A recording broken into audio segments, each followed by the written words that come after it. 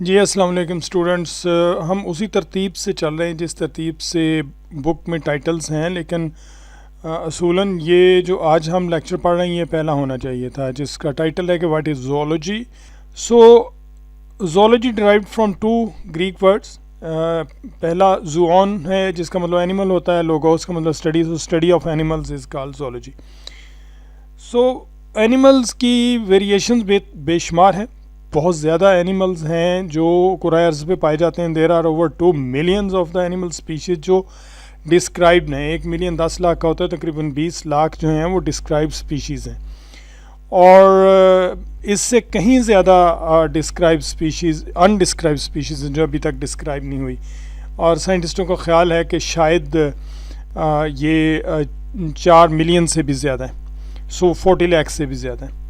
So there are over 20,000 describe species of bony fishes. सिर्फ एक group अगर हम फिशेज़ को ले लें तो उसकी जो स्पीशीज़ है, उसकी जो स्पीशीज़ हैं डिस्क्राइब्ड वो 20,000 के करीब हैं। And over 3 lakh describe species of beetles. Beetles ये इंसेक्ट की एक टाइप होती है जिनके ऊपर हार्ड विंग्स होते हैं, जब हम आर्थ्रोपोडा पढ़ेंगे तो देखेंगे। Therefore, zoologists usually specialized in one or the more of the branch of zoology। सभी आदमी हर ब्रांच को, हर आस्पेक्ट को नहीं पढ़ सकते, इसलिए स्पेशलाइजेशन है जोलॉजी के अंदर। So they may study particular functional, structural और ecological aspects of more animal groups, और they may choose to specialise in a particular group of animals. या तो वो इंसेक्ट के बारे में पढ़ेंगे, या मैमल्स के बारे में, या किसी ख़ास फंक्शन के बारे में। कुछ जोलॉजिस्ट जो हैं वो फॉर एग्ज़ाम्पल फिजियोलॉजी के बारे में पढ़ते हैं, फिजियोलॉजी में लिवर फंक्शन के बारे में पढ़ते हैं उसमें भी, या वो डाइजेस्टिव सिस्टम के बारे में, सर्कुलेटरी सिस्टम के बारे में। तो ये डिफरेंट स्पेशलाइजेशन है जैसे जैसे, क्योंकि हर आदमी हर चीज़ नहीं पढ़ सकता, इस कदर डाइवर्स नॉलेज है। So example of studies in zoology, एक एग्ज़ाम्पल हम लेते हैं, फ़िशेज़ की स्टडी को इक्थियोलॉजी कहते हैं। So the scientist who studies fishes is called ichthyologist. So fishes की स्टडी को इक्थियोलॉजी कहते हैं, और जो लोग इसको स्टडी करते हैं, साइंटिस्ट करते हैं फिशेज़ को, उन्हें इक्थियोलॉजिस्ट कहते हैं। So he works to understand the structure, function, ecology and evolution of the fishes. इसमें भी कुछ लोग जो हैं सिर्फ क्लासिफिकेशन पे काम कर रहे हैं, कुछ फिशेज़ की इकोलॉजी पे काम कर रहे होते हैं, और कुछ उनके स्ट्रक्चर एंड फंक्शन के ऊपर, कुछ एवोल्यूशन ऑफ द फिशेज़ पे कर रहे होते हैं। तो सबको हम इक्थियोलॉजिस्ट कहेंगे, और जो फिशेज़ की स्टडी है उसे इक्थियोलॉजी कहेंगे। These studies have revealed a great diversity of fishes. One large group, एक ग्रुप की एग्जांपल देंगे, उसके अंदर किस कदर वेरिएशंस हैं। ये सब कुछ पढ़ाने का आपका मकसद ये है आपको कि एनिमल वर्ड जो है वो किस कदर डाइवर्स है, और ये सब्जेक्ट जो है ये किस कदर इसकी वसअत कितनी ज़्यादा है। So one large group of fishes is called cichlids and is found in Africa। 1000 species हैं। सेंट्रल एंड साउथ अमेरिका के अंदर 300 स्पीशीज़ हैं इसकी, इंडिया के अंदर सिर्फ 3 स्पीशीज़ हैं, एंड नॉर्थ अमेरिका के अंदर इसकी 1 स्पीशीज़ है। तो स्टूडेंट्स, अगर आप ये थोड़ा सा ज्योग्राफी का आइडिया होगा तो फिर आपको पता चलेगा कि ये जिन जिन रीजन्स का हमने नाम लिया है वो कहाँ पर है। नक्शा खोलिए और इन रीजन्स को ख़ुद डिस्कवर कीजिए, और जब क्लासेस स्टार्ट होंगी तो हम इंशाल्लाह बोर्ड के ऊपर भी देखेंगे। Members of this group have a great variety of colour pattern, habitat and body forms. इनकी जो फीडिंग हैबिट्स इंटरेस्टिंग है। Ichthyologist have described wide variety of feeding habits in the cichlids. These fishes include, 3 तरह की हैं। Algae scrapers हैं, वो क्या करती हैं, रेटमोडस ये एक इसकी टाइप है, और it cut algae with the chisel like teeth. जो लॉग्स और स्टोन्स के ऊपर एल्गी वगैरह लगी होती है तो उसको ये इसकी जो दांत हैं, जो चिजल इसको कहते हैं, जो छेनी होती है ना जिस तरह की एक बढ़ई के पास, तो उस तरह की चीज़ को हम चिजल कहते हैं। तो उनके दांत इस तरह के होते हैं, उसको खुरच के खाते हैं।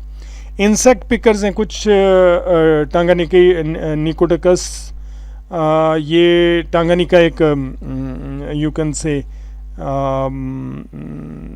लेक है अफ्रीका की, वहाँ पर ये पाई जाती हैं। तो इनके ये इंसेक्ट खाती हैं। और उसके बाद जो तीसरा ग्रुप है स्केल ईटर्स है, लाइक प्रेसोडस। ये दूसरी फिशेस के स्केल्स को खाती हैं। ये इट्स वेरी इंटरेस्टिंग। वहाँ से ये उनके स्केल्स को ये उखाड़ती हैं और खा लेती हैं। All cichlids have two pairs of jaws. The mouth jaws are used for scraping or grinding the food, and the throat jaws are used for crushing and macerating food before swallowing. Interesting है, इसके गले के अंदर भी दो jaw होते हैं, जबड़े होते हैं, एक सामने है मुंह के और एक पीछे है। जो सामने वाला प्रे को पकड़ता है, पीछे वाला जो है वो उसको क्रश करता है, चबाता है। रिप्रोडक्शन के अंदर many cichlids brood their young in their mouth. Interesting है। ब्रूड का मतलब ये होता है कि अपने बच्चों को वहाँ पालती हैं, गर्मी देती हैं उनको और उनको शेल्टर देती हैं। Female takes eggs into the mouth and she then inhales sperms released by the male. Fertilization takes place in their mouth. Fertilization and development take place within the female's mouth, and even after the eggs hatch, young are taken back into the mouth of the female. अगर danger होता है, आपने कई documentaries भी देखी होंगी कि जो उसके यंग वन हैं वो तैर रहे होते हैं और जैसे ही कोई डेंजर आता है तो सारे के सारे वो अपने मुंह के अंदर ले जाती है। Hundreds of variations in color pattern, body form and behavior are present in this family of fishes. It shows the remarkable diversity present in one relatively small branch of animal kingdom.